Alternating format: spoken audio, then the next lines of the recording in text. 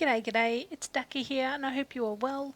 Today I'll be showing you another camp build. Before I jump right in though, if you are new here, please show me some love by clicking the subscribe button and the bell notification so you can be kept up to date with future camp builds.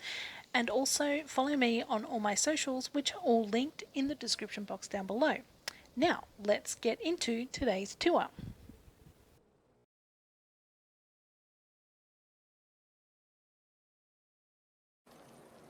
So the camp is in the northern part of the Toxic Valley, east of the Crosshair and north of Hemlock Holes. It's a bit of a hike to get to, but you will know you're there when you see the heads on the metal poles. It's right on the edge of the map too, so I found that I had to fast travel a second time just to get back into the camp. I only had mole rats spawn here when I had visitors, but it was only the one time. I really liked this spot and didn't want to take away from the surrounds by building an actual fortress here, and definitely didn't want to obstruct the view.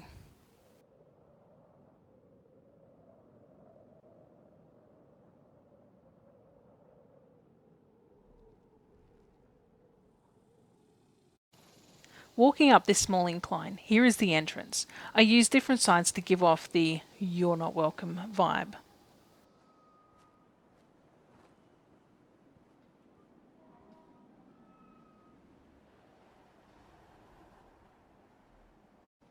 I took some inspiration from no respawns, using the tire walls topped with punji boards, and using the fences as a guide, making a barricade to border either side of the camp.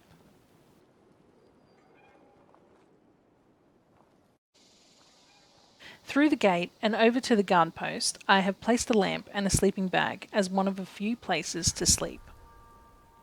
There is also 2 water purifiers and 2 dartboards for target practice.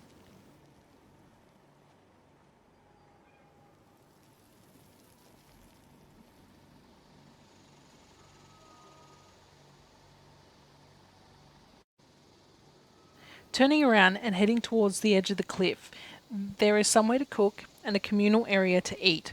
Originally, I wasn't going to have any living plants in this build, but I changed my mind and used them sparingly. I also threw in a bunch of crates and toolboxes as decoration here. On top of the rock, there is a broken bus that has also been used for target practice. There is another guard post with a sleeping bag and lamp and some broken fridges.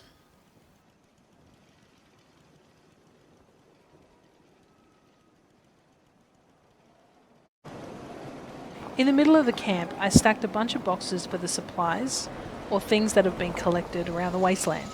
There is a water pump for watering the plants around the camp, a couch to sit and sleep, and 2 chairs by the fire with 2 traps to throw you off the cliff. I would not want to get on the bad side of these wastelanders.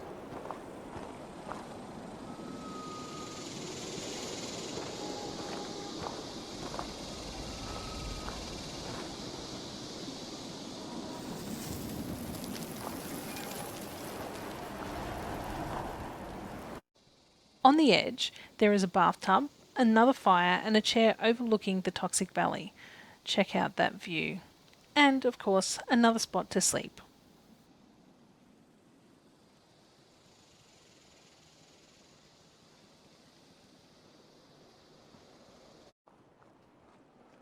At the entrance to the tent, I have some decorations on either side. Then heading in, we have the beds, the side tables and hutches, which I made for a neat little bed head. The old stove I've never really used before, so I used it here as a heater.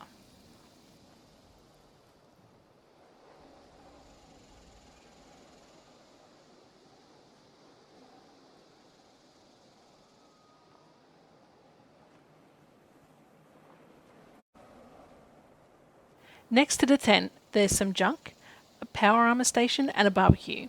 Following that, there's another guard post and my favourite toilet. God, that mole rat is so cute.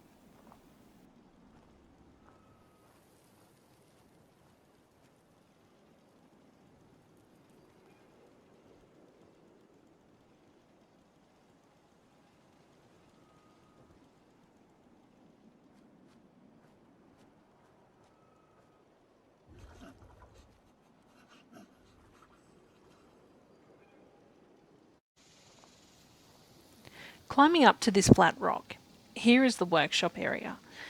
To border this part of the camp, I had to stack a bunch of tyres and manoeuvre the walls on top. Looking up, it took a bit to get that red light in the cage and hooked up properly.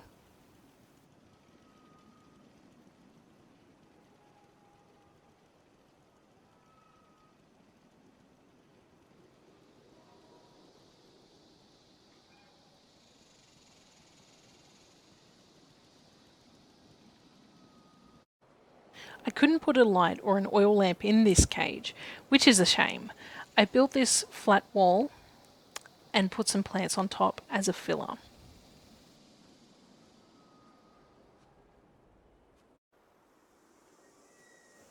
Turning towards the cliff wall, I was going to make it look like whoever was here, like raiders or cultists, were making this into where the leader would sit. But it didn't work, so I put in a bed and some lighting and decoration. I lit the underside of the cliff with the cycle lights and chucked up a Wendigo. I gave in and bought the Arctos bridge after a while of protesting to myself that I wouldn't. I tried to make it look like it was partly resting on the fence.